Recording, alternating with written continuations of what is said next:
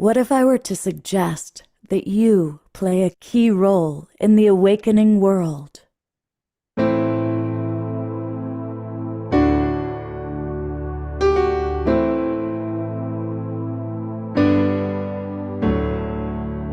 that you are watching this because you have heard the call.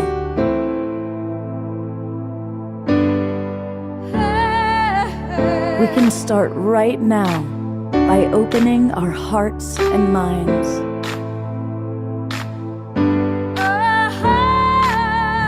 Welcome to the awakening world.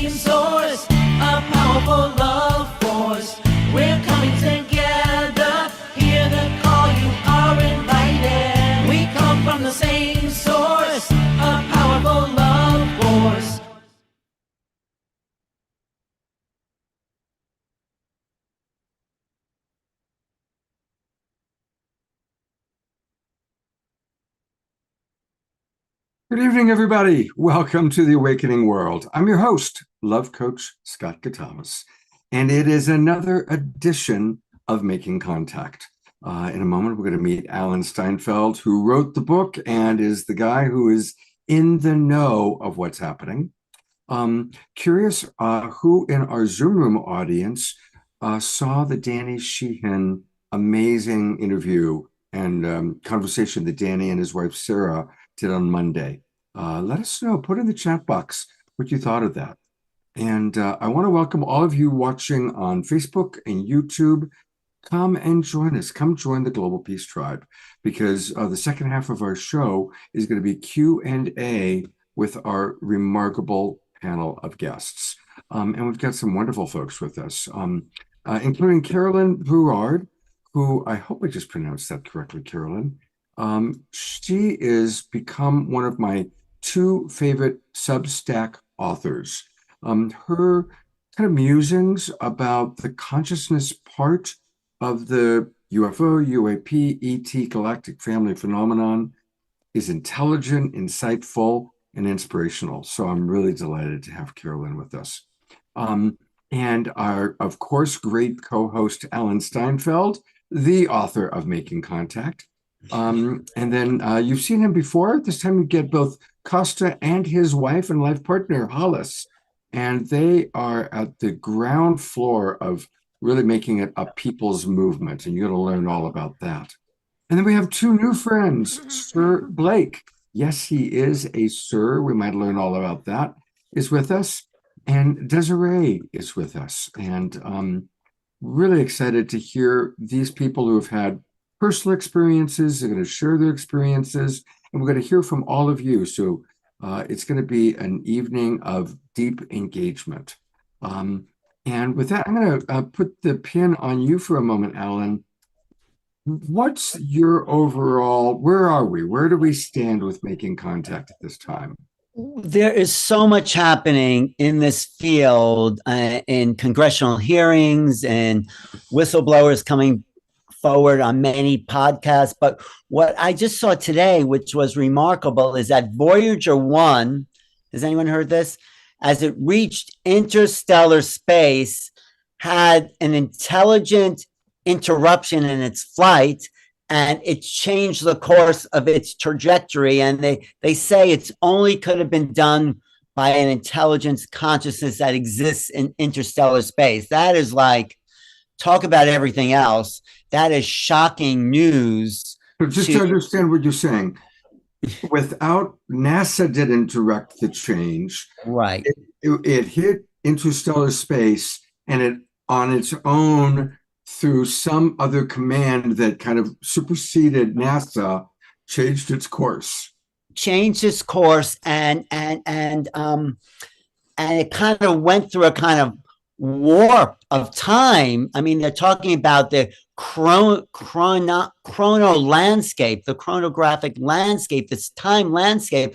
So what's happening now? They're discovering a lot more is happening in this what we thought was empty space, this interstellar space. There's actually an intelligence or a fabric or an ecology. It's not just empty.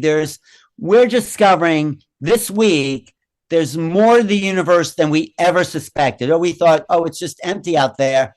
And this is such a change, and it's full of some kind of intelligence. I'll put maybe some of the links to this one interview with Michio Kaku. There's another interview, I think, on News Nation, and they're saying, and it's not in the papers that much. It's on a couple of, because no one understands it.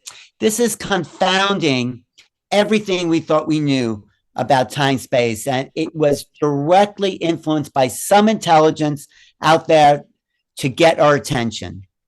And another thing they say is it has something to do with the quantum entanglement and the double slit experiment. If you put your attention on something, you're going to be changing it. So because Voyager 1 is the furthest object in space that we have our attention on, it's kind of, some people say it's changing the fabric of interstellar space because we're looking at interstellar space. So it is so far out, and it fits in with this confounding situation of UFOs and ETs, and like I say, no one understands what's going on there. So all these guests we're having tonight have a beautiful piece of the story, and still we must demand truth, like Danny Sheehan did the other night.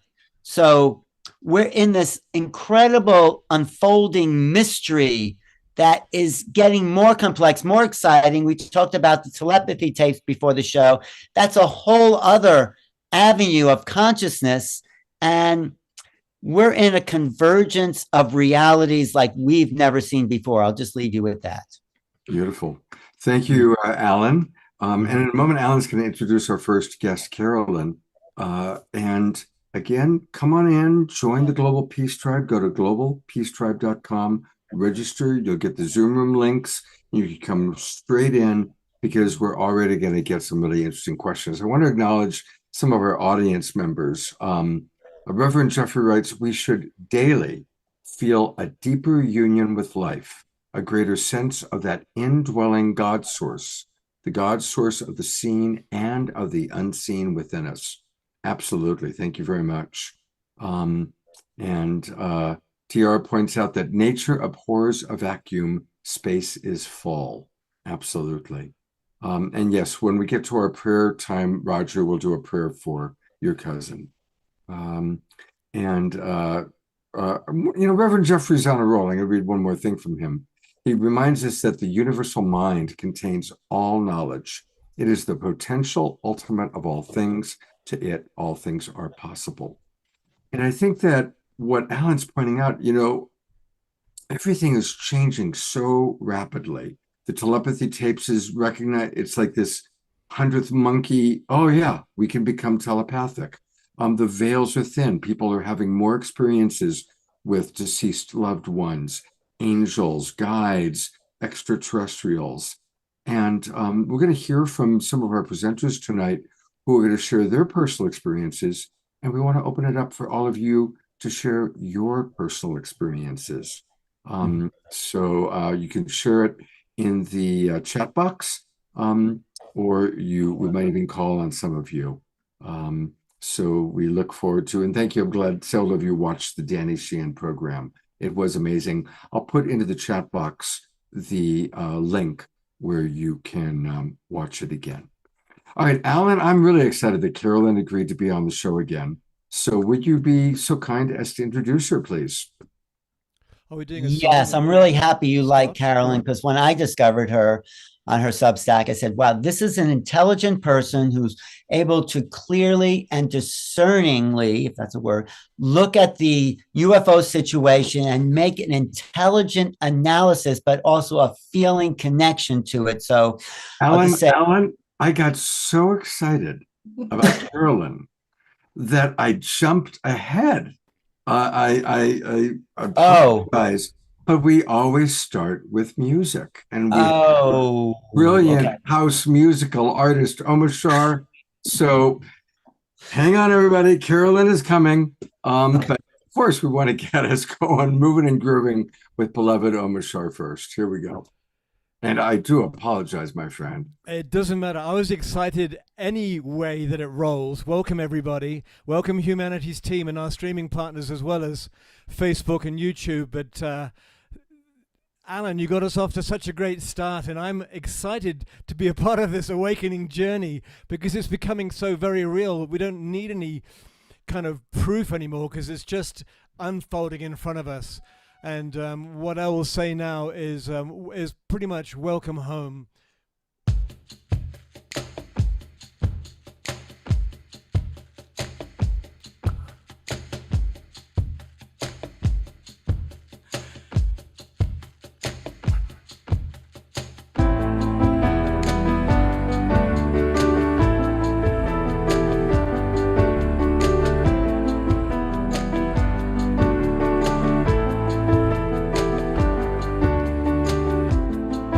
Let me shine a light inside, and I'll show you where your truth resides.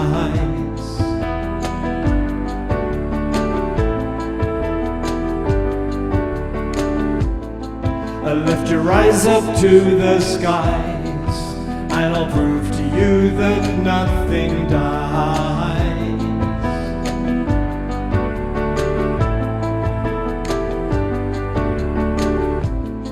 Together we will rise again, and we'll make amends for what we've done.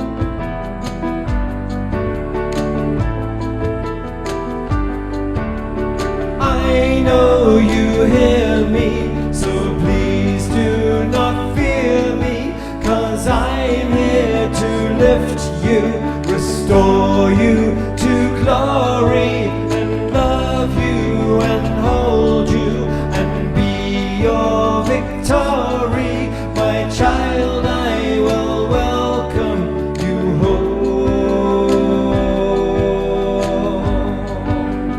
Welcome you home.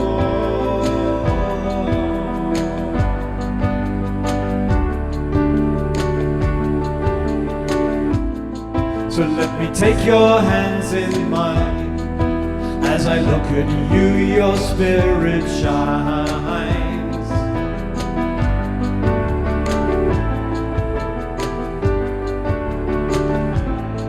You see, it's true that we are one, and we came out from the central sun.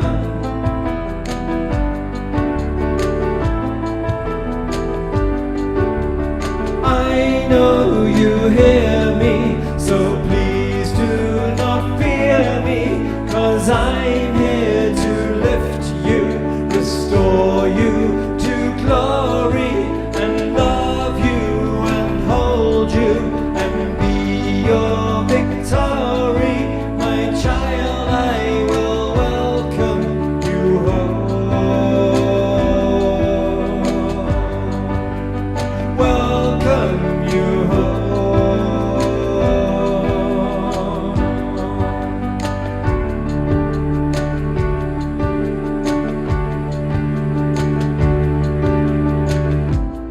So when you take a different view and you dream awake, breathe out the new.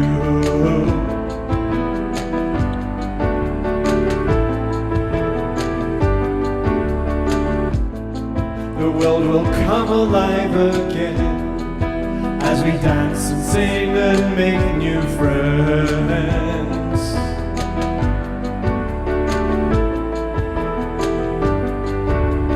I know you hear me, so please do not fear me, 'cause I'm here to lift you, restore you to glory, and love you and hold you and be your victory. My child, I will welcome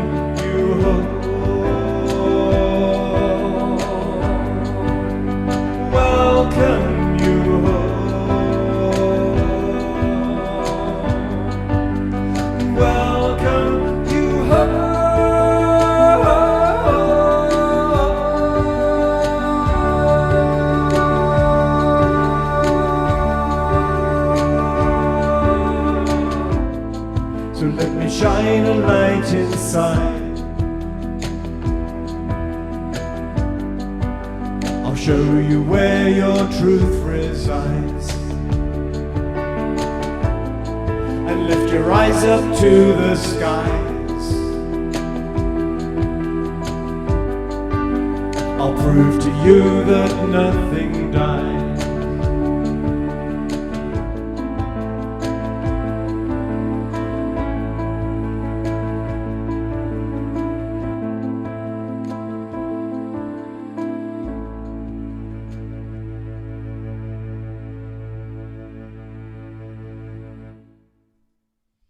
Let's all give a big twinkle to our beloved Omashar. Going to gallery view, let's twinkle away. Twinkle away like the stars that we're talking about tonight. And speaking of stars, Omashar, affectionately known as Omastar, you can find everything that he has at omashar.com. Announcements, a little bit about him, and the links. And a reminder that we want to buy his albums and we want to buy them on Bandcamp, because Bandcamp is the most generous. And I see Dancing into Greatness is now filled that spot, Omashar. Oh, it has. I didn't even think of that. That's the first time he brought it up. That's the first time I brought it up and seen that. That's very exciting. Nice. Yes, yes, yes. So now we have something new to purchase. Thank you. Really, it is important to support our beloved Omashar. And yes, you wanted to say something. No, thank you. Oh, okay. Love you. Thank you so much. So, I love you too. And Omashar will be back with 2 more songs tonight. I'm not the only one who's excited about Carolyn. Connie Baxter Marlowe writes, so excited that Carolyn is here. She's bringing the importance of the ET vibration for shifting our frequencies and the laws that apply to us and our systems. She sees what it will be like when we have access to what Connie and Andrew call the trust frequency, which we talk a lot about on this show. Yay, Carolyn. So that's from Connie. So there's a lot of enthusiasm. And to complete the introduction, here is Alan introducing Carolyn, take 2.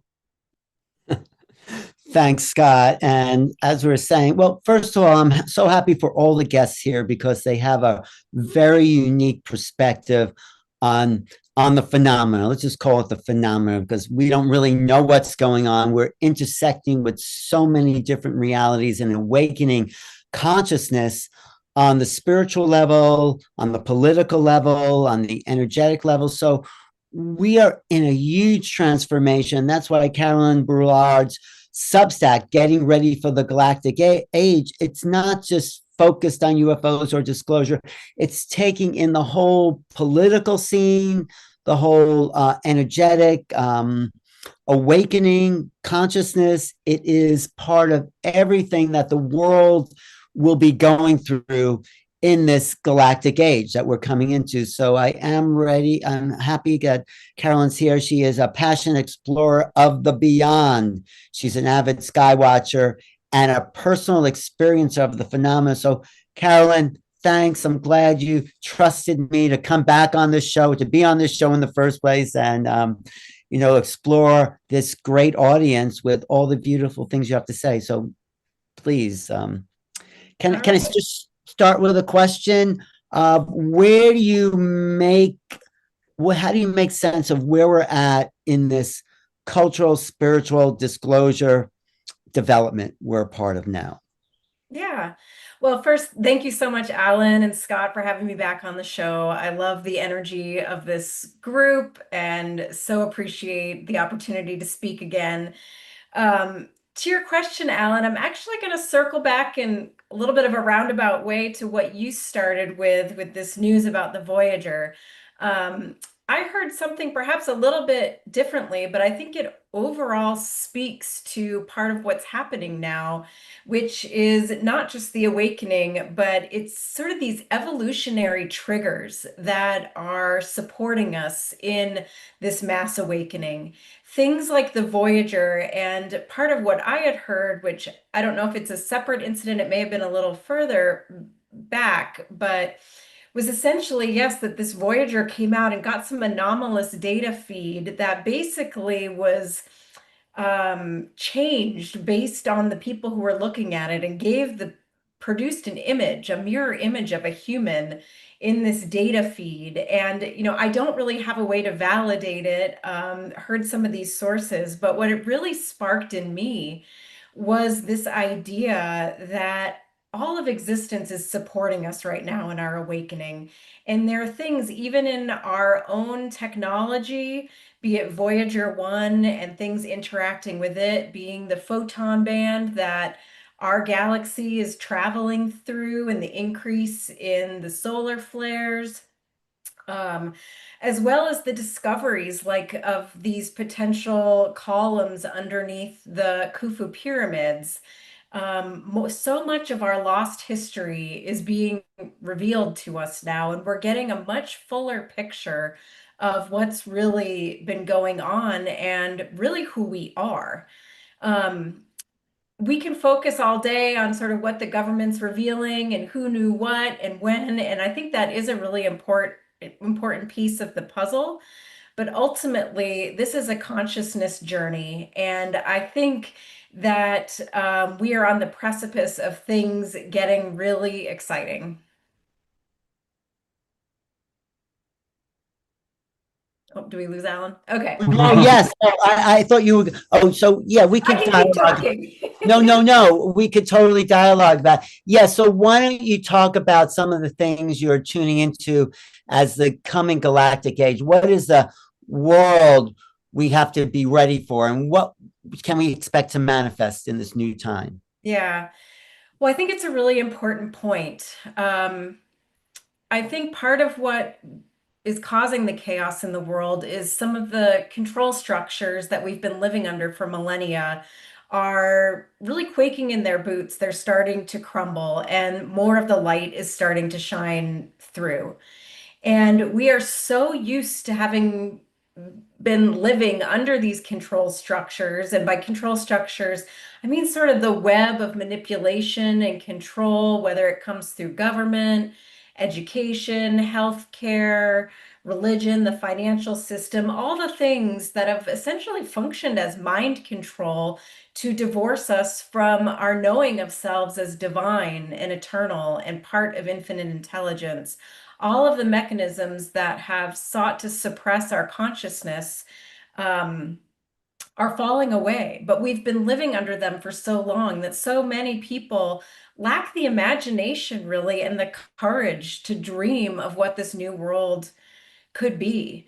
And I get it. I think we're moving into a future where there isn't necessarily a blueprint. We are the creator beings and we're creating it, but it's hard to imagine something you've never imagined before. And so part of how I think of it and where I spend time in meditation is not so much saying, okay, this is how we're going to organize and how we're going to coordinate and cooperate with one another. I focus on the frequency of it. I imagine, how is that new world going to feel? And I think of children running through fields, playing, not having to be afraid of strangers. I think of the sun on my face and the feelings I have, like when I go out in my van and go out into nature, and my own experiences of transcending fear and feeling at home in the world. It's really activating those frequencies that we want to amplify in this new world. And then it's like, as all manifestation happens, we're focusing on that emotion, on that frequency, on that feeling, and the infinite intelligence will deliver the form. It will deliver the inspiration. It will deliver the um, ideas and the solutions that we need to build this new world. We don't need to be able to sit down right now and sketch out exactly how it's going to be. We just need to want it and to start taking steps in that direction. And I think we will have help from those other civilizations that care about us. Well, that's one thing I really want to talk to you about. You've had direct contact with ETs. Maybe you could describe those experiences, but also how can we prepare for that sort of consciousness link with species that may not look or think like us? Yeah, I mean, it's a great question. And my contact experiences up to this point have been mostly energetic and seeing things in the sky, which I'm glad in a sense we're kind of like steps to acclimate me to the how powerful that energy can be. So when I felt it in my body, it's been very loving, and it's a sense of family, of friendship, of kinship, of wanting to share and create something together. And so I don't approach this topic with any fear.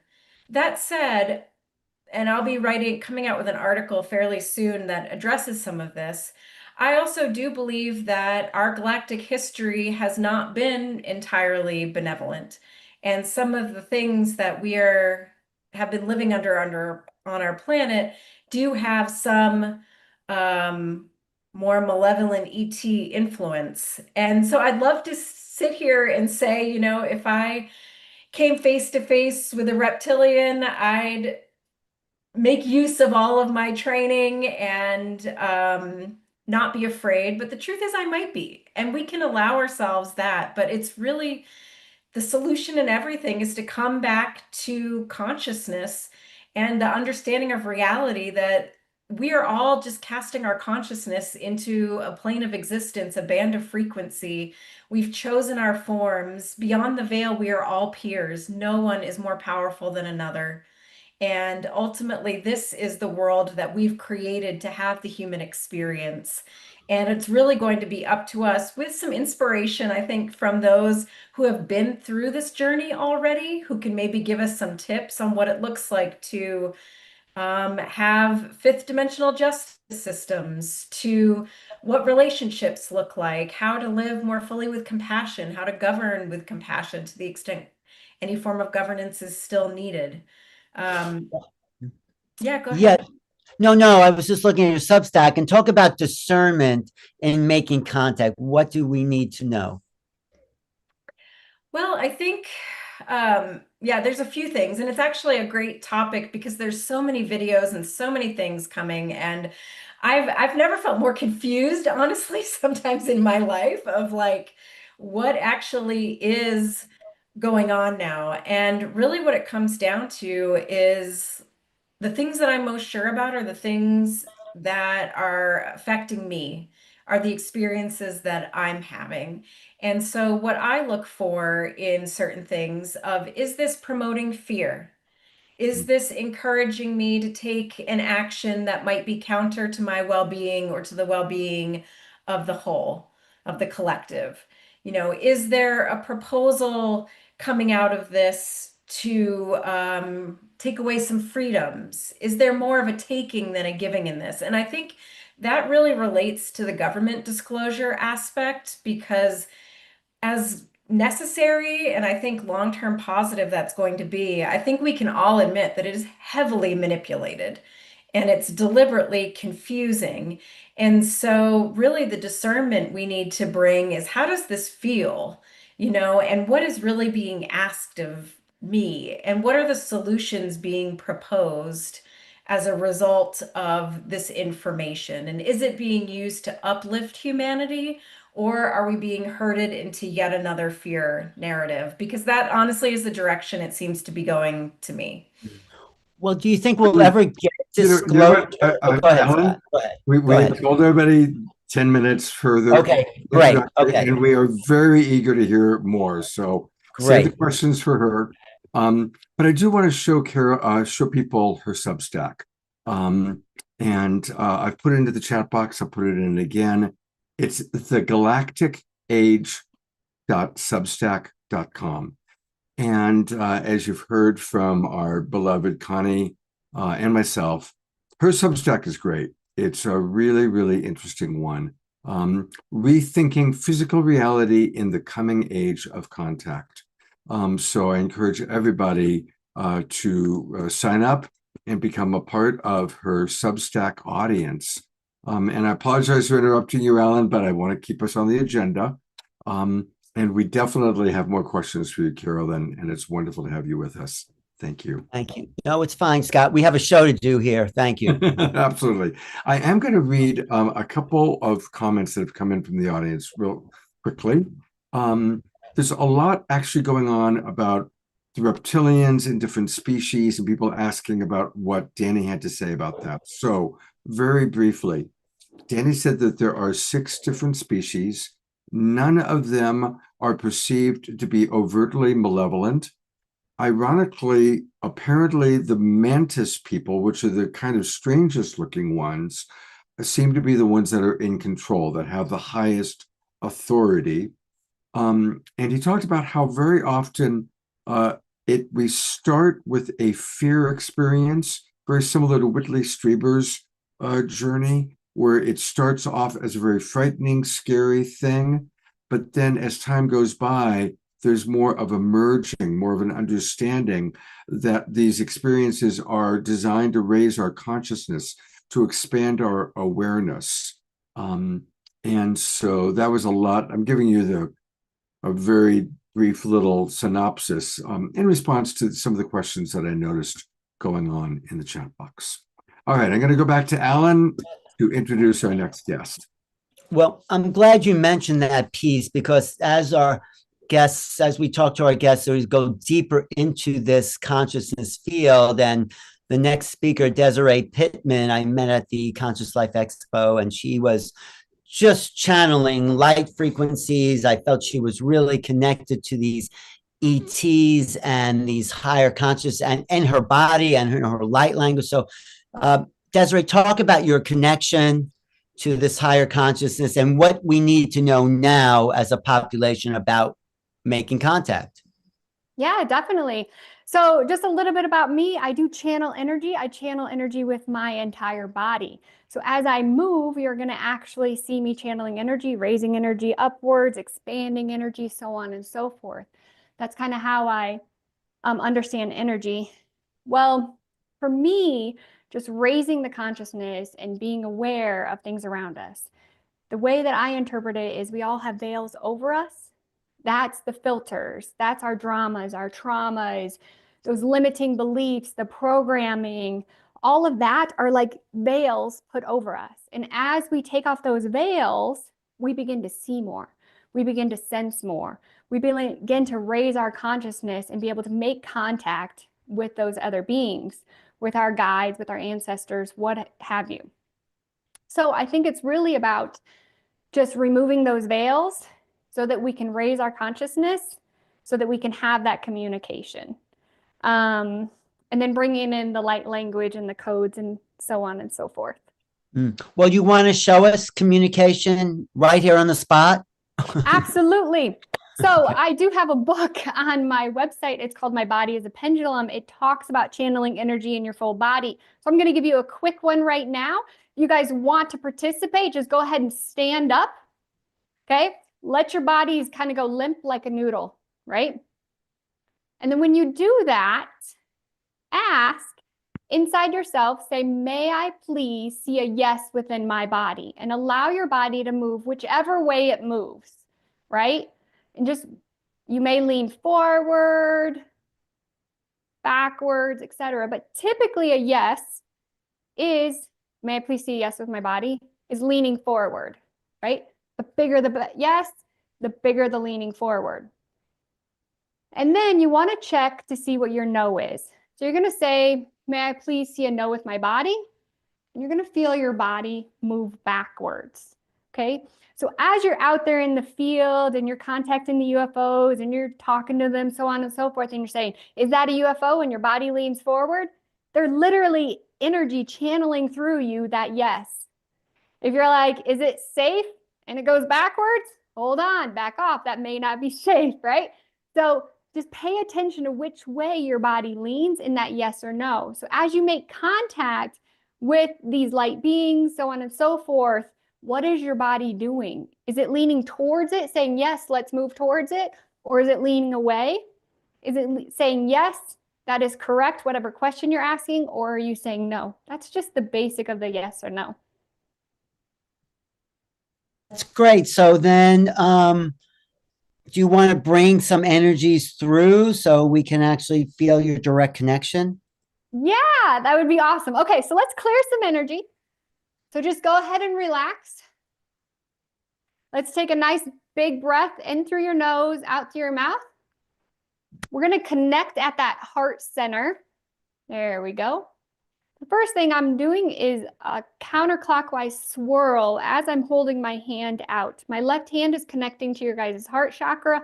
My right hand is moving the energy.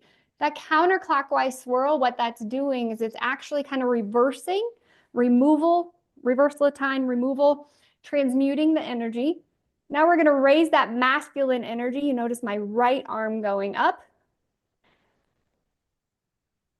Now we're going to raise that feminine energy, left hand going up, that left side, your feminine side. As I do that, both of my hands are up like this. It's collecting light energy, allowing that light energy to flow down through your body. We're opening up those chakras, opening up those energy channels. What I'm feeling is that energy flowing down through the center of us as we open up those channels. Now I'm asking at the same time, can we please remove any limiting beliefs, fears, or they're like of that no longer serve us? When we remove those limiting beliefs and fears, we're actually creating a better channel, a clearer channel. I imagine it's like your windshield.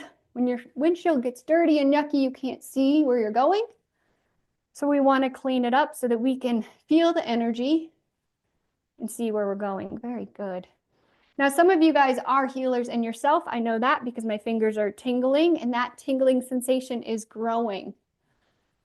Nice. I do feel a lot of energy within that solar plexus opening up as well, kind of bringing in that soul fire, that soul energy. I really like that, especially because Carolyn had been talking about, you know, we have the ability to change things, right? So when we bring in that strength, that fire within our solar plexus, that's bringing in the ability to change things on our own. When we choose to raise our consciousness, we're influencing all that which is around us. When we choose to go into that loving state, even if we don't know what it's going to look like in 10 years, but when we go into that loving state right now, that happiness you get on Christmas morning watching your grandkids open up the presents, that happiness you get from that first sip of coffee in the morning, that happiness you get from going and touching a tree, when we stay in that frequency, when we stay in that love, it just radiates out from us. So I'm going to ask, whatever it is that makes joy in your heart, happiness in your heart, think of that now and let's expand it. There you go. And let's expand that through our aura so that we expand that through the areas that we're at, bringing in that happiness, that joy, and not only the room that we're in, but the houses that we're in, the buildings that we're in. Good job. I'm going to make sure you guys stay grounded as well. We are moving quite a bit of energy. There is a little bit of heaviness on that heart chakra. So I'm going to ask that we remove some of that energy from that heart chakra to whatever is blocking us from bringing in that compassion, that love to not only ourselves, but those other people. One big thing as well is forgiveness. I'm going to ask that we bring in forgiveness. Forgiveness not only of others, but also forgiveness of ourselves and the situation. When we bring in that forgiveness, that's what allows that true peace within our soul. When we bring in that peace, we no longer in that lower vibe, chaotic energy, wanting to control, wanting to say, well, if it's this way, then it's going to be better. Well, if it's like this, then it's going to be better. And wanting to control, we're letting all of that go, bringing in that love and that peace, bringing us back to our innate self where we didn't have that programming.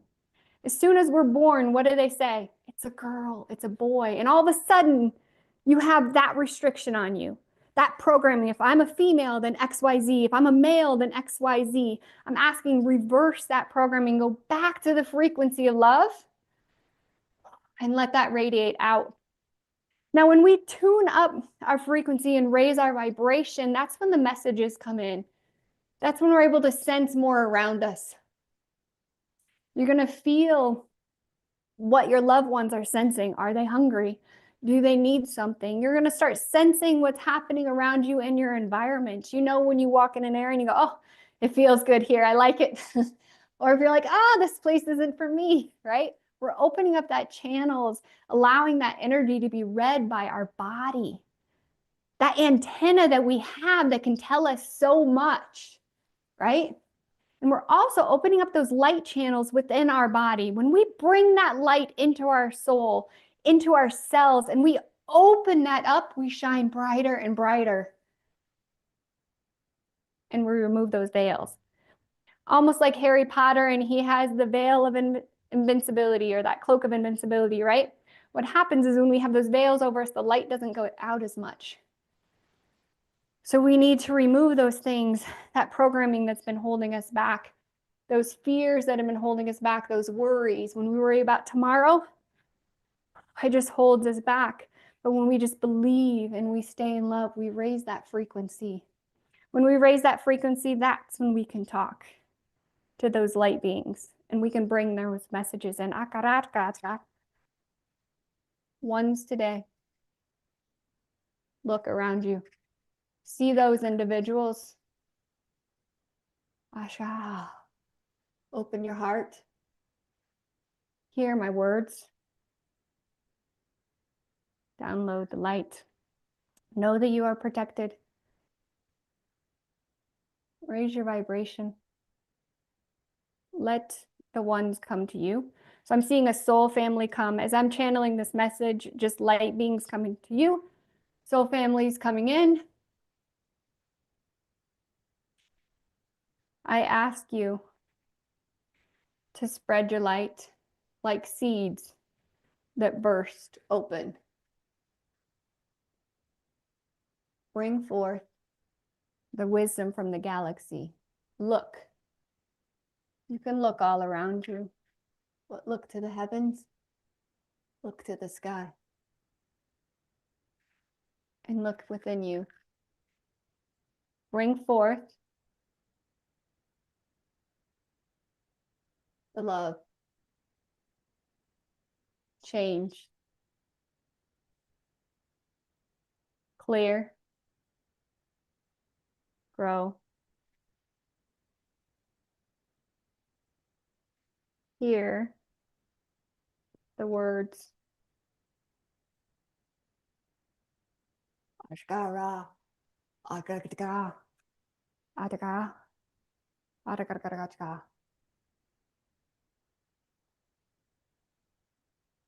Osho. And it is done. Raising the vibration one more time.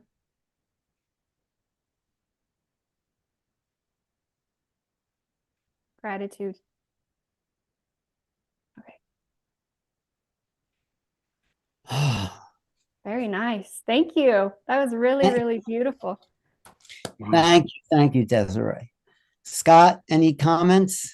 Yeah, I'm going to read a few. First of all, I love your energy, Desiree. You know, your enthusiasm, your passion, and that just the way you're raising our vibration through your modeling is amazing. And so it's beautiful. Susan Woolridge writes, bring forth the love, the change, the feel. I desire all of this and I'm feeling it. Scotty Satori writes, so awesome. Wow. Reverend Jeffrey says, I love dancing with you, Desiree. Thank you. Susan S. writes, connecting to my body as a pendulum is an integral part of my life. DR writes, this is Soul R Fire, SOULAR Fire. And then finally, Omashar writes, thank you, Desiree. For me, the pendulum swung opposite, forward, no backwards. Yes. So beautiful. And I know that we're going to have some questions for you during our Q&A time. Thank you so much. Absolutely wonderful. And I'm going to go to Alan to introduce still another new guest, another new friend. Another amazing person that I met at the New Living Expo, Sir Blake Sinclair. I think that's your last name. I would just call you Sir Blake around here. But what's so interesting about Blake, or Sir Blake, is that his father was very connected to Roswell. He was there at Roswell with the bodies, but you've looked at those facts, but you've also opened to this whole other spiritual level. So you want to talk about what your father knew and then what your awakening was like in relationship to the UFO phenomena? Sure. Thank you, Scott. Can you hear me clearly? Yes. Yeah. Thank you for allowing me to be here in the show. I was asked to share a little bit about my background, about my knighthood. I was knighted by Prince Garios, and he's part of the lineage of the Ghassanid dynasty that goes back 1500 years ago. They were the original defenders of Christianity 500 years before the Crusaders. So I've been active with the Equestrian Order of Michael Archangel. It's a humanitarian order. Now, I'm also an author, certified health coach. I've written 3 books about spirituality. And the thing about my writing is that I don't just sit down and write. I get downloads. And I had no idea in the beginning where it was coming from. I just knew it was coming from the universe. Eventually, I went the spiritual path. I became like a yogi. And I began to connect with various ascended beings, ascended masters. And a lot of those teachings, principles, were downloaded into my psyche. So I would have to pay attention to it. I would have to write it down. If I don't write it down, the concepts, the words, the teachings, they would haunt me over and over until I write it down. So I wrote my first book, Dare to Imagine. So it was when it was done, the download stopped. So I thought, okay, I did my good deed for the universe. I'm done. And then like maybe 1 or 2 years later, I get more downloads about the path to mystical path, how to connect to the universe, how to connect to the ascended beings, how to connect to God. So that I thought that was done. And then 2019, I was giving downloads about wisdoms about how to empower humanity to navigate through this health crisis. At the time, I didn't know that was the plan. And I just wrote down things about how to empower people through mentally, emotionally, physically, spiritually. And in retrospect, I realized that all that information was to help people to go through it more gracefully and to help people to be more empowered to make it through in their consciousness. And so later on, I met with somebody really interesting, Misha Johnston. She is a hypnotherapist, and she's also very connected to the ETs and the ET channeler. She helped me to kind of get in touch with myself. So last year, my publicist wanted to promote me, and she kind of got some background information about me, finding out that I was very spiritual and that my father was involved in Roswell. When I was a kid watching TV, with Roswell incident movie, my father came behind me and he was kind of holding a cigarette and say, "Hey, I was there." I said, "What do you mean you were there?" Because I was there during the Roswell crash. So I said, "How?" He said, "Well, I developed the pictures." And I said, "Well, did you see it?" He goes, "No." And that was it. And he kind of smiled and walked away. And I just left it at that. And I said, "Oh, well, he didn't see anything, so no big deal." So I left it alone for many, many years. So I've always had a fascination with the stars, UFO, alien topics, but I didn't really study about it at all. And so last year, I got into a lot of TV shows, radio shows, and we talked about that topic, about the encounters, well, not encounters, but the Roswell incident. And I myself had a contact experience as well, between 6 and 10 years old. And you mentioned about the mantis being. I was contacted by the mantis being, and they brought me aboard the ship, and they were kind of tuning to my consciousness. And then I started to talk to Misha Johnston to do regression, and she helped me to see what happened. And not only that, there were 3 other events that I had contact experiences with as a child, and I totally wiped that out of my memory. So I did the hypnosis, and I found out that I had 3 other contact experiences. So I said, okay, that's fine. That's really cool. But I don't want to write anything about the ufology or Roswell. It's so controversial. So many books have been written about it. And besides that, my dad didn't see anything, right? So then I started meeting with people, family members. And my brother, before he passed away, he shared a lot of information about my father. And I learned out that my father was really involved at White Sands, New Mexico, at the missile range. Back then, that was considered the Area 51 of the 1940s. And I didn't know much about what he did, but then I found out through family and friends that he was involved with the first nuclear bomb. He was filming the event there with Dr. Oppenheimer. And I found out recently, after talking to Jesse Marcel Jr., that his grandfather was also there during a test site. So it was like one thing after another. So he did that. He was involved with the V2 rockets. Eventually, the big thing that happened, Roswell incident. So when it crashed, the military people would go there, and my father was part of it, to film the event and document it. So he verified that there was a crashed UFO. He verified that there were a couple of bodies that were dead, and one was taken away. So it was kind of, I was writing a book to kind of document for my family mainly for the history, but I started to get downloads like, hey, you better start writing more about this, not just about Roswell, about the consciousness of the planet, about this, the ET connection with us and how it's important. And it's not about them and us, you know, it's about a family. It's about a reunion. So I was fighting it for a long time. I didn't want to write about it. And all of a sudden, about a month ago, I said, okay, I'll write it. And all of a sudden, the doors open. I started talking to Don Schmidt, the guy who wrote the Roswell book and made it into a movie. I met Alan.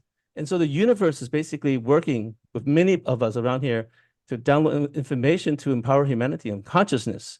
So as we remove all the veils to purify our consciousness, to expand that consciousness through meditation, we can affect our planetary consciousness together. So I think that's the reason why they contact me and everybody else in the planet, because this planet is going through a certain trajectory and we can affect it. And I think during 2020, with the health crisis, a lot of people woke up. So waking up. So now what? So we need to work on meditation. We need to go inside find our true nature. Who are we really? And how we're connected to this cosmos. So I started to study the history of ETs and realize there are patterns in the universe. There's a certain ego consciousness that wants to dominate. And there's a unity consciousness connected to source, the God, the ascendant realms. And so there's kind of battle going on through history. But if we work on ourselves through our own consciousness, our own evolution, together we collectively, we can shift the frequency of the planet to raise that frequency enough so that we can be closer and have that reunion with our ET families and friends and relatives. So I'm writing my book and hopefully I'll finish it by June, July. So, Blake, thanks for sharing all that. Where are we in our evolutionary development as a planet? What's next for us? What do we need to do from your point of view? I think we need to, all of us, light workers, all of us, we need to work on a cultivation. You know, we need to go inside of ourselves. That's where it starts. When you get inside yourself and get to the meditation, you expand that consciousness into the world. So more of us need to look inside of ourselves and don't get distracted. I mean, it's nice to see UFOs and all that. I love it.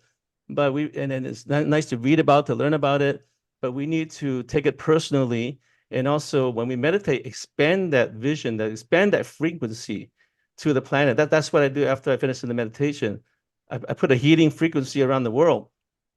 Because I used to, when I meditate, I could see the energy that around the world. There's a dark energy, and there's also like kind of a battle. So we can kind of raise more people's awareness who these beings are, have more contact experiences, CE5 experiences, you know, write in the books, share with people in blogs or videos, and show people that, hey, we are not alone, number one. I think the Roswell incident is just basically to verify that we are not alone. And then, well, what is our relationship? Well, we need to connect with them through the CE5, through the meditation, and also through discernment. There's a lot of fake gods out there, fake beings that want to lead us in the wrong direction rather than focusing expanded consciousness and connecting to the source is making us focus on the ego, connecting to the wrong things, connecting to AI. AI has become a god, and we're losing that contact. We need to connect to the DI, divine intelligence. And then when we do that, and then we can connect with them. Because when we do that, they feel that energy. I have a friend that connects to these orbs, and they feel that love, they feel that peace, they feel that harmony. And so when we have that peace, we bring him closer to us. So we have more of these CE5 groups with people who have a light-minded, with light, with love, with unity. We bring more of that contact experiences. So people see those kind of things. It becomes real, experiential. So that, you know, I think that's where we're at right now. We're shifting as a planet. We're making good progress on it. And I think if more of us continue to work on that, we're going to hit the right direction. Great. I just have one Roswell question from Ayata. Did the craft at Roswell crash, or was it shot down, or was it, some people say, the radar? Do you know anything about that? Because I've always wondered. Yeah. Some people, I know Dolores Canyon talks about being shot down. It's possible because when that evening there was that explosion, and then you see all the debris around the ranch. So it's plausible that it had some kind of effect from a radar or something like that. Because Nikola Tesla had developed the death ray, I think, that 4 years ago, and then maybe the people broke into his apartment. They took that information. They could have made it into a death ray and shut it down. Either that or some kind of frequency thing. But I don't think that's the important thing. I think the important thing is that the UFO crash and there was a survivor. That's the most important thing. And that survivor survived to make that contact with human, because the alien could have chose to die, but it didn't. It made that contact. And through that contact and relationship, even though we were so rude to it, we made that contact. And then later on, that opened the door for future ETs to come to the planet, to work with our planet, to work with our government system, for better or worse. But they were making that contact. And there are a lot of them from different planets working with different friends of mine to empower humanity from different councils. Yeah, thanks. Scott, you want to jump in? Yeah, absolutely. Thank you very much, Sir Blake. And definitely, I've done quite a few stories way back in the 90s when I was producing national broadcast television. I did some amazing stories on Roswell, and I worked with Jesse Marcel, of course. So we'll be back to Sir Blake when we get to our Q&A phase. Our last guests for tonight, our old friend of mine, Costa, and I met, I think, 30 years ago. He was very involved in getting the Great Invocation out to the world, which is such an important and beautiful prayer. And he and his wife are with us tonight. Alan, is there anything you'd like to add as an introduction?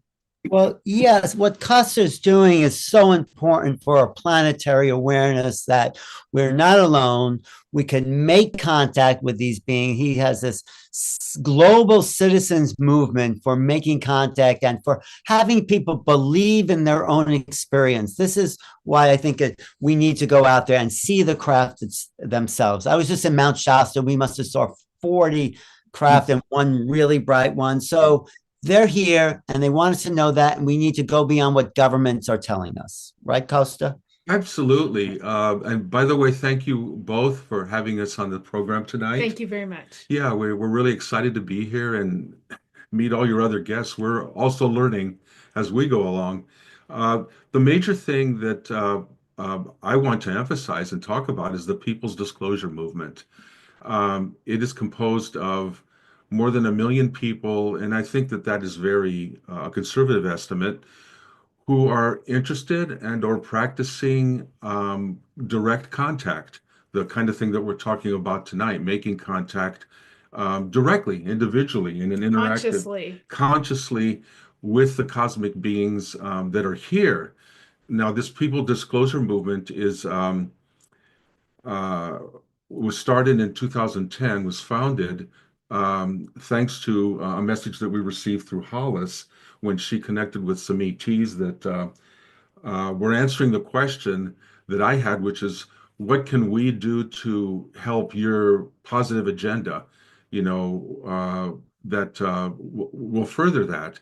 And the answer came as she was connecting with them. Create as many teams as possible to do CE5. Yeah. In as many places as possible, as quickly as possible. And that was a very simple request. And I said, well, I could do that. I love to network, got the internet, and it's a matter of just finding people all over, teaching them and letting them know that in our aggregate as a group, if we grow our movement, then we're going to really have something. I asked them, what's the purpose of us doing this contact? And they basically said, well, as more humans request to see us, we literally will show up in more cities where we can be seen, which is kind of the baseline thing everybody can mostly do, whether we have psychic powers or other modalities or not. Most of us can see, and we would encounter them, and that would give them even more permission to show up in more cities around the world where more people would see them and give them more permission. And they call this a virtuous circle, an organic thing that would grow on its own. And I asked them, well, what's the end point of that? And they said, well, someday, so many people across the planet will have interacted with us through these groups and given us permission that a tipping point will be reached, after which no government authority or any other kind of institutional authority will ever be able to again cover up our presence here. And they said that this will be like, well, it would be groundbreaking. They told me that in 2019, we achieved that tipping point. So I want to let everybody understand that we have a people's disclosure that has happened, Yep. right? The government part is something that is yet to come along, but we really don't need a prime minister or a president or whatever to make that announcement, because we know what we know as the people. And every single person can go out and look in a dark sky and see things that are anomalous and rule out, the satellites, for example. Right. We can all have that experience. And if we go within, we can all have conscious contact with other beings, some of whom maybe from other galaxies. Is there a certain protocol that you use or recommend using to call them in? Yes. Now every group, it seems, has a different protocol, and on my website on etletstalk.com, I list 7 steps, and people will modify those. The basic idea, though, at the core of it is, no matter what, how you kind of will tweak those 7 steps, the core of it is love. It's having an open heart, open mind, and intention to raise your vibration, raise your frequency, so that you can meet them halfway, because that's kind of what they want. They want us to make that effort too, because they're family, they said, and raising our frequency through our consciousness, through our heart, is critical. It's a heart connection with each other, like with our group, sharing heart energy, Yeah. which amplifies it, and then we can make a heart connection with these other beings. Wow. Is the government afraid of that for some reason? Why are they not acknowledging this? Control structures. Somebody earlier said control structures. I mean, do I know that for a fact? No. Well, let me give you some additional information. After our star friends, again, through Hollis's connection telepathically with them, after they said that we reached our tipping point, the vision, the image they gave us was of a snowball rolling downhill that cannot be stopped. Now, grok that for just a minute. The control structures might think that they can stop it, but this is like whack-a-mole. It's everywhere. Everyone's talking about it all over the world. People are experiencing, and it's a movement that's unstoppable, regardless of what other control structures may think. And that's where the power is, because this is really people power. Right. So how do we form our own group, or how do we connect to the other CE5 groups around the world? I mean, I tell people they can come to etletstalk.com. You can become a free member, and material will be sent to you about finding other groups that are hopefully near you. There's instructions on how to make contact, and that gets you started. The center is everywhere, is what I like to say. This is not a centralized thing. It's not my movement or Hollis's movement. It's the people's disclosure movement. So wherever you are, in whatever situation you find yourself, I'd like to say that whether you're alone or in a group, you're at the center of the movement, and you have all this energetic support, whether you realize it or not, all over the world, because we're a group. And if you have a clear intention to make contact, whether it is with star beings themselves or with somebody who's on your wavelength, if you have that clear intention, that will manifest. Wow. Can we connect all these groups? Can we have a big online conference that will pull it all together? Well, I've been doing that every month since 2010, when the People's Disclosure Movement was founded. It's the Global CE5 Initiative. I publish the dates, usually always on a Saturday, near the dark of a new moon.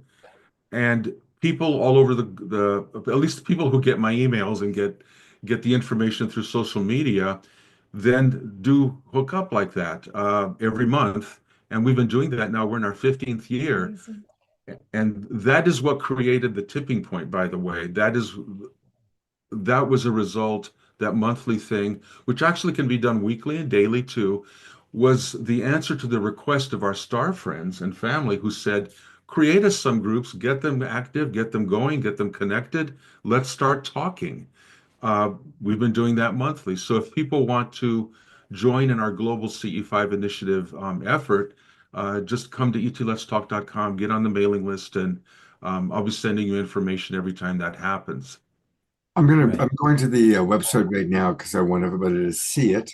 And for all of our friends watching on Facebook or YouTube, it's etletstalk.com. So etletstalk.com.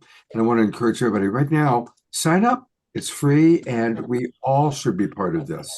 Create an account. It's very easy. It just takes a couple of minutes. And it's so important, the work that you guys are doing. Thank you so, so much. Welcome. I know we're going to have some questions, and we'll get to those in a moment.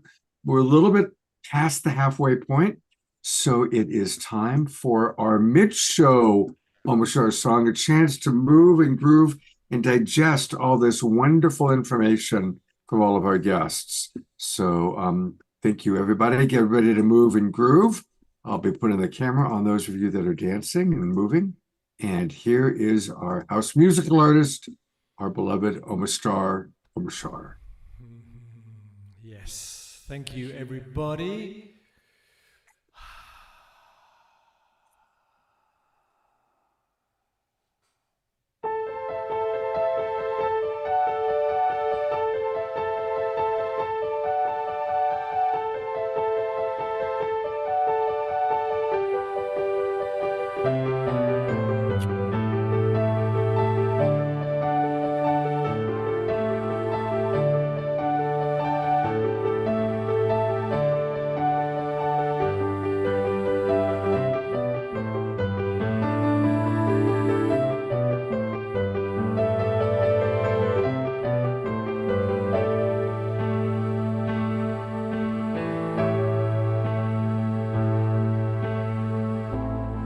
This tale I tell, it has no ending.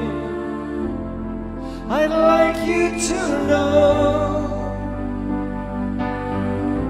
we are all on an incredible journey, a traveling show.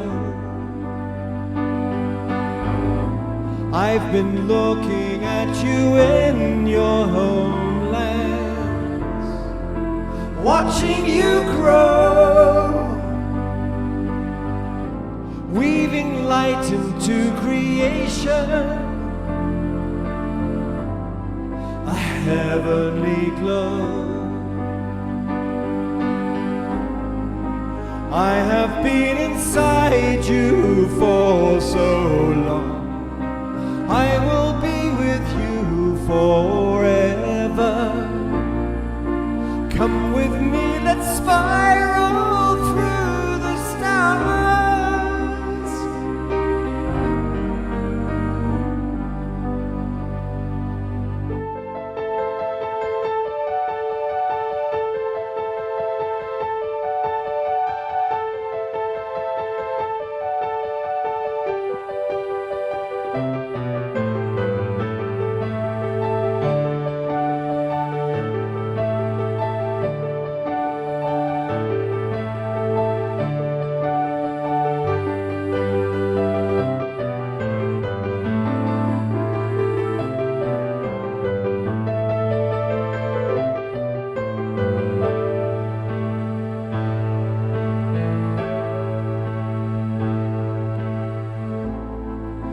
Part of you has always remembered since the beginning of time. Through your hearts you felt my presence, a knowing sublime. I've been guiding you perception, forever your friend. Take some time and get to know me. I'll welcome you home. I'll welcome you home. I have been inside you for so long. I will be with you forever. Come with me, let's spiral through the stars.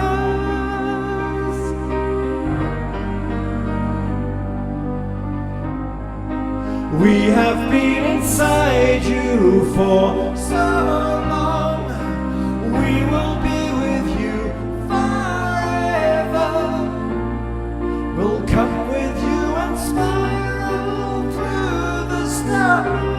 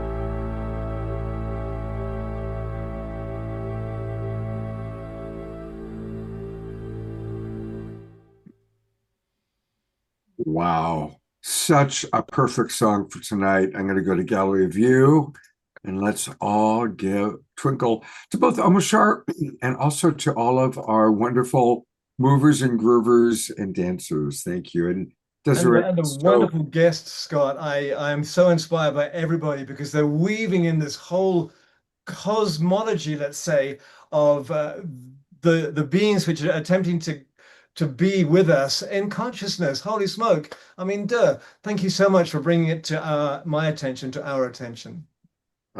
Point well taken. Thank you, Omashar. Thank you. Hey, I want to remind everybody that Omashar does have a great YouTube channel. If you go onto YouTube and just click Omashar Music, and there's all sorts of wonderful videos and opportunities to get Omashar music that way. So, and always make sure you subscribe because the more subscribers you get, the better it is. So thank you, Omashar, for your amazing gifts that you give to us. I want to acknowledge George Noble mentioned that this week is Wesak. The full moon was on Monday, but it's all week long in the Buddhist tradition. This is the time when the Buddha was born, had his enlightenment, and 20 years later, and then eventually left his body. And there's different ways of looking at it. Some people believe that the Buddha circles and blesses everybody who's in meditation. Others believe that the Buddha and Christ and other gather in a secret valley and pray. But the bottom line is you've got over 1 billion Buddhists all meditating and praying this week. And so the energy is high. It's a powerful time. So thank you, George, for reminding us of that. We did a lot of meditation on Monday and Tuesday where I was staying in Tiburon. And this is a good time for us to meditate and pray and tune in. This is also when we get to take Q&A. So I'm going to put everybody on camera here that is part of our team, if you will. Mm-hmm.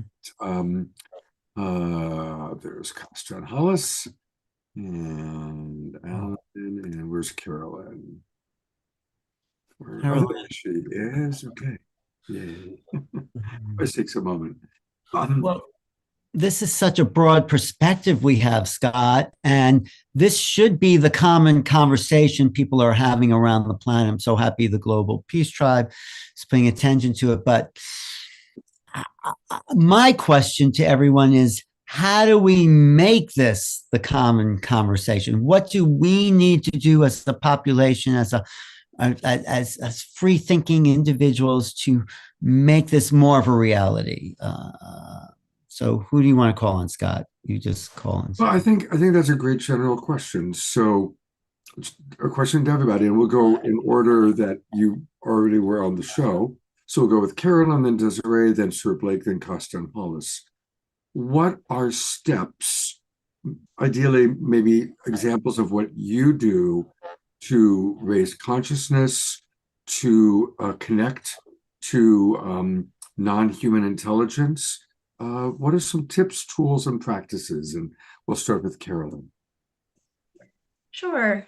Well, I think I kind of heard two parts of that. One is sort of how do we connect and have our own personal experience, and then perhaps how do we communicate that with others should we choose to do so.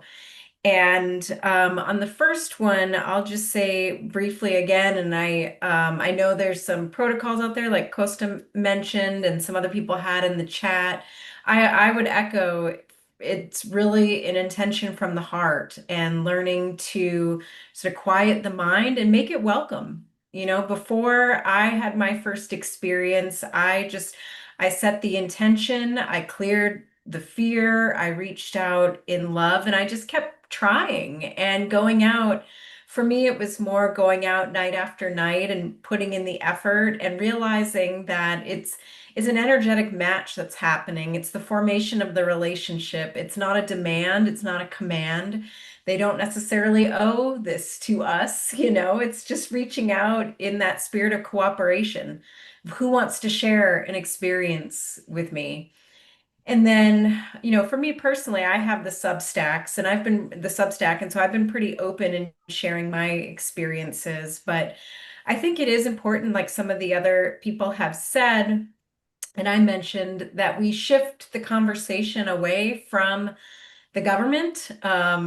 If for no other reason, then it's like, why would we trust the same government that's been deceiving us for decades? How Right. do they suddenly have credibility?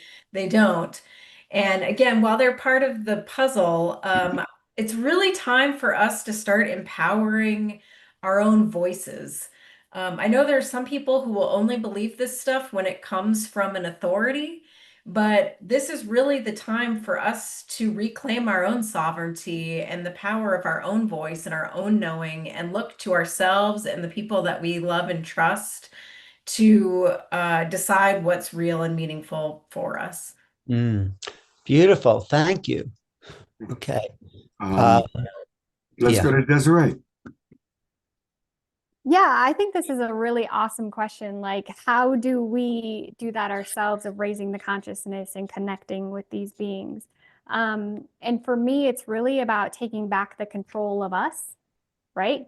I've been there, I've done it, I've been in that depressed place. I've been where I couldn't get out of bed before. I've been where the world just felt like it was too much, right? And I was stuck in that unempowered state.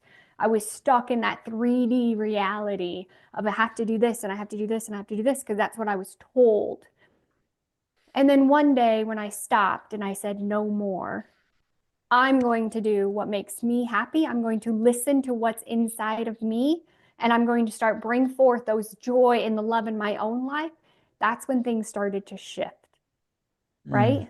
And when I started even doing the little things, if I wanted an extra shot of espresso in my coffee and that made me happy, that's what I was going to do, right? If I wanted to drive a different way after work because I wanted to look at the trees, that's what I was going to do. If I wanted to take one more minute and hug a tree and everybody around me was looking at me like I was crazy, I didn't care because that felt good.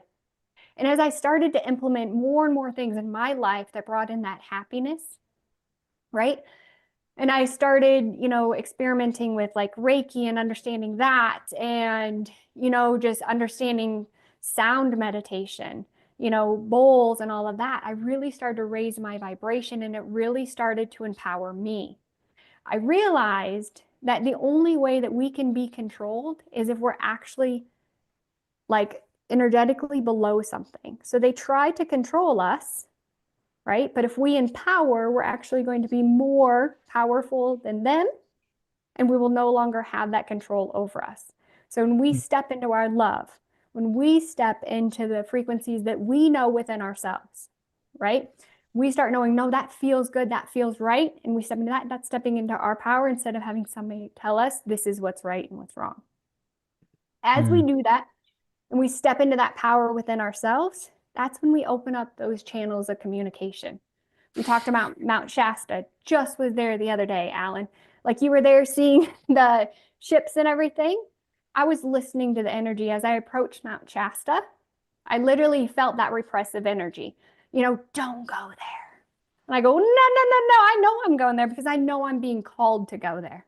And I know that the divine is asking me to do something when I was there. And as I was there, I went into a meditation, right? And I saw those darker figures repressing the Lemurians that were underneath Mount Shasta. And they said, help us.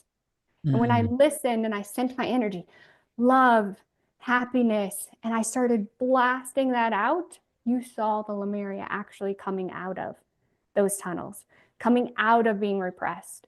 So when we sit there and we expand that love, we expand that power, that knowing that we have within us, that we can change things, that knowing that we cannot be controlled because of how powerful we are within us, and we can change that around us. That's when we step into our true power, and that's what we need to do. Beautiful. Thank you. Absolutely beautiful. Thank you so much. Let's hear what Sir Blake has to say. See, can you hear me now? Yeah, Yeah. Ken. Okay. Yeah, for me, it's a journey of self-discovery. It's going to search within yourself. Who are you? And to understand the dynamic forces around you. We are a mental body, we are emotional body, we have physical body, spiritual body. And we have to go within ourselves and take off the veils. There's so many dynamic forces. We have an energetic force around us, and we have energies within our body through our chakras, and we have food that we take. All those things affect our consciousness, affect how we feel even. And so before I went on this spiritual journey, I was a very sad and depressed person, living in a very low vibrational energy. And it was through that spiritual path of self-discovery to end my suffering that I learned how to discover my true nature. And the important thing is the meditation and wanting to find out who I am. And then, live in love, live in light and compassion and kindness. These real basic things. You love yourself, love others, and forgiveness, all those basic spiritual principles.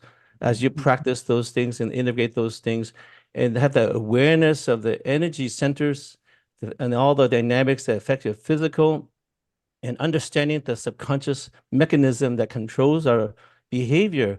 Because a lot of times the first 6 years of our life, we're conditioned, programmed, and the rest of our life, we're just acting out of these programs automatically. So if you understand that subconscious mechanism, go through hypnosis to unlock all that, reprogram yourself, have affirmations, visualize where you want to be, have the intentions of meeting with these beings. And then for me, the most important thing is service. Serving people, serving humanity. You ask the universe, how can I be of service?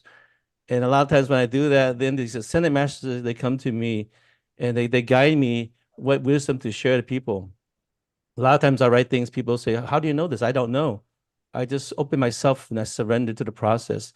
Clear your mind, go within, meditate, take care of the self, nurture yourself, and love others, and then serve. And when you serve, the universe, God, the ascended beings, the ETs will come to you, support you, and they'll bring you to where you need to go, who you need to meet, and what you need to do. And you find your inner compass and listen to that. And the more you practice that, the more you get in alignment with your divine purpose and your divine nature. And that's when they connect with you. And then post it, your experiences, write about things like that, write about it in social media, Facebook, Instagram. If you find out some new knowledge about the ETs that validates things, educate people. That's very important. The more you do it, the more people see it, the more they read it, the more they awaken, and then give them the tools to work towards that. All my books about how to give the step by step, how to empower people towards the path of enlightenment? And how do you connect to the universe? Sure, Blake, I Yeah. love what you just shared. Being of service. And there's a nice balance. Desiree talked about following her inner guidance to do work on that level, and that's a form of service. But anytime we can be of service in any way, whether it's as a caregiver, whether it's to animals, because that raises the vibration. It all comes down to love. Right. And the more that we demonstrate love through action, through compassion, through service, that raises the vibration of the planet. So I really appreciate that you brought that up. Thank you, Sir Yeah. Blake. Hey, Scott, I just want to add one thing to that is what Blake said. It's like we have to feel our humanness before we can meet the others. I think that is what is so unique about us, our feeling nature, what we can tune into and express love and compassion. There's something very special. And I think this is what the ETs are looking to learn from us. And how do we tap into love? What stimulates that? And if we can drop into that as a planetary civilization, then it doesn't matter what the government is doing. It's like we found ourselves, basically. So Right on. Thank you for saying that. It's very, very beautiful. yeah, thank you, Blake. All right, we're going to go to Gus and Hollis. Reverend Jeffrey, I see that you have your hand up. If you have a question, can you put it in the chat box to let us know why your hand is up? And here are Costa and Hollis. What are your tips and tools and practices? I love what everyone has said. There's the personal going inner, and then there's talking about service going outwards. My personal power practice is what I alluded to, or actually mentioned before when I was speaking about the Global CE5 initiative. When it was started in 2010, the idea was for so many groups to be created around the planet to where they would become an overwhelming, positive, loving force to bring ET together with us, the cosmic beings.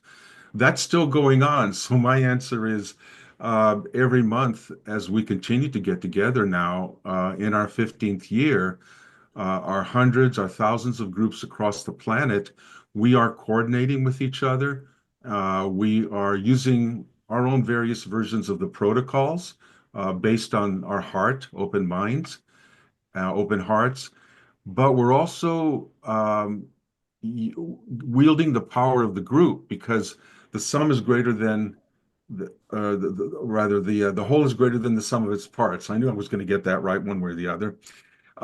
We form a group field of welcome, of interaction, of communication with our cosmic friends and family. So that monthly practice of all the CE5 groups getting together is something that still excites me. It still brings in more people. It's that snowball rolling downhill that cannot be stopped. And that's why I remain passionate about it. We have a lot more road to travel with our star friends, but boy, we've made a really good foundational start in meeting them in this group field and continuing to do that. And by the way, people don't just have to wait every month to do it. You can make contact anytime, in your living room or out in nature, wherever, nightly, weekly, during our monthly get-togethers. But just keep it going, and that's the whole idea, and that'll just continue to build. So I'm going to start at the very beginning, which is, and my guides showed me this in meditation many years ago. Each of us is literally connected to all that is through the heart chakra. So if you focus your attention on the heart chakra, you are literally one with everything. And then on a kind of more practical, physical reality level, be who you are. Don't apologize for it, and don't be silent. Don't keep it to yourself. I've known a lot of this stuff since I was a little kid, and I was shamed into keeping quiet.